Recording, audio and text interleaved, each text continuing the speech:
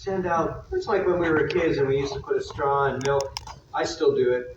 I don't encourage that behavior. But they'll blow out bubbles and they'll create a ring. What this does, this confuses the fish in that area and also kind of hems them in like a fence almost, and hems them into the circular area.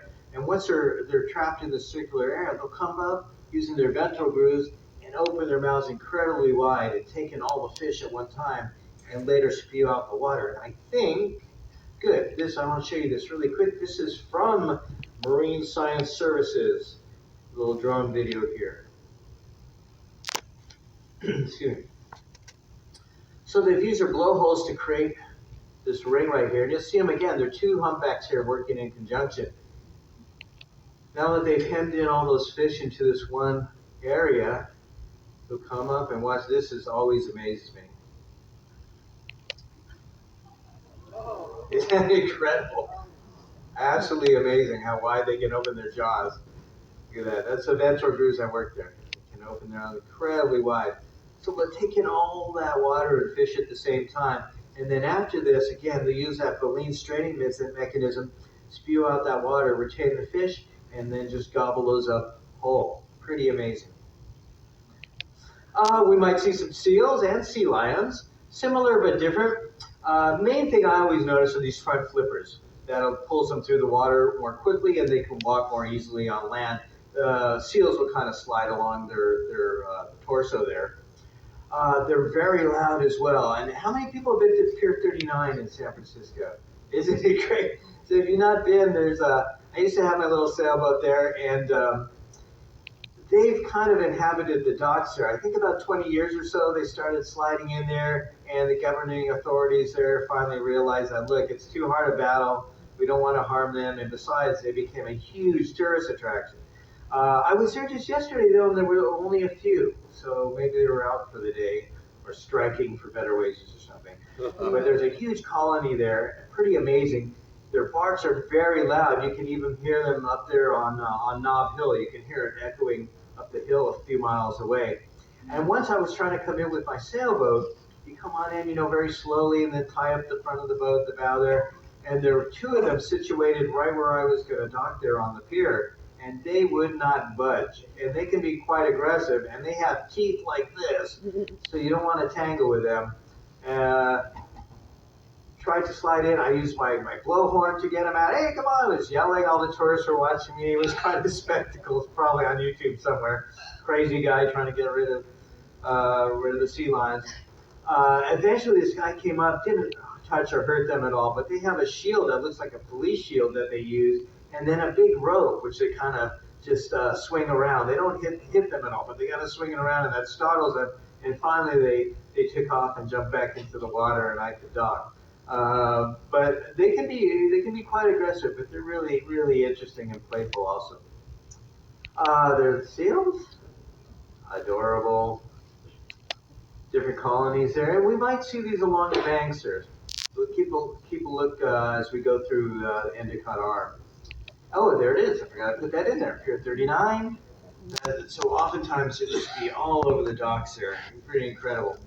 The smell is an interesting thing, I gotta say, with all deference to them. This used to be a little restaurant there that I just love. I never went, sadly, but you go over in this little boat and it's not there anymore, sadly.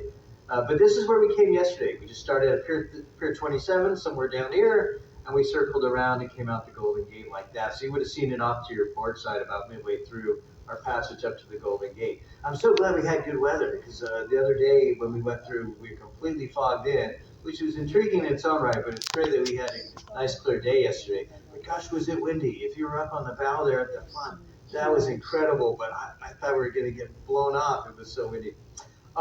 We may see otters on our way as well.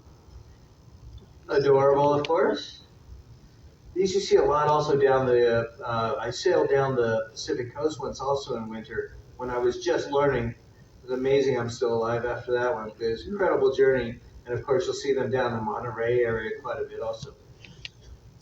Also salmon. We'll see a lot of salmon on this route. Different spots. We have 5 different types: king, silver, red, humpies, and the dog salmon.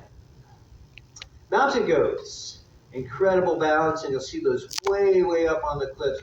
They'll appear just as small white dots, and sometimes they're hard to differentiate from the snow up there. But keep your eyes open on those as well. Bald eagle. Hope to see a few of those during this trip. There's a spot in Juneau. If you're heading out to the Mendenhall Glacier, probably these local tour guides are fantastic. They're so knowledgeable. I've learned a lot from them. I really appreciate their input on things.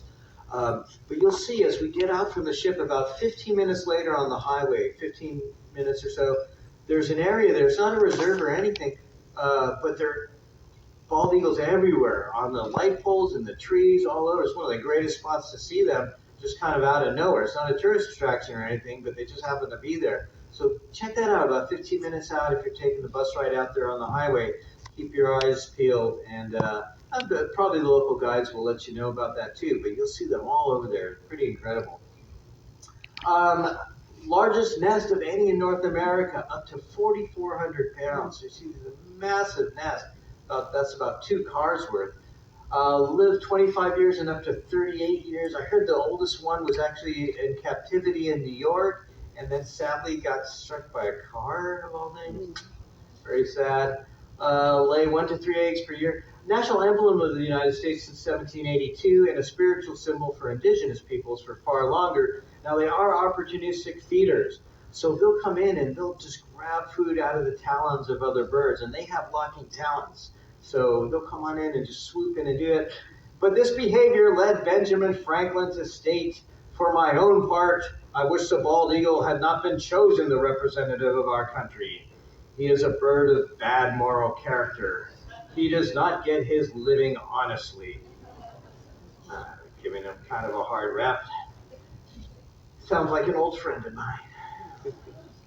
This is me. So this one flew onto the ship, and I just kind of gently let him go, rescued him, and let him off into the sea again. There was a bird on the ship yet. I'm not tooting my own horn, but I was a little concerned. And this was really beautiful. There was a little, I believe it was a tern that flew onto the ship a couple days ago, and a couple pointed him out to me. So I tried to nurse him. There wasn't too much we could do. I did try to nurse him back to shelter, gave him a little towel and cuddled up there. And the folks in the kitchen were so sweet. They gave me some seed to give him. And so I hope he's okay. When I went back yesterday, he wasn't there, he or she. So I'm hoping he was okay and had flown out. I believe so, because in the subsequent days, he seems to be more alert. So if you do see a bird, please let me know. Maybe they've struck the vessel or something. Please let me know, or you can let the folks at guest services know, because we do want to take care of them and do what we can. I'll go grab some more seed. We also have the puffins, very adorable. And look at this one. Ah, yeah. Let's see that together. Ah, yeah, can't get any cuter than that. Unless perhaps if I stood right in the middle. Oh, come on.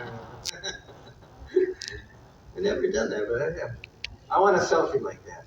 Actually, people can come and pose up there after. Okay, those are credits for today. Hey, I really appreciate you all coming out today. Thanks for spending part of the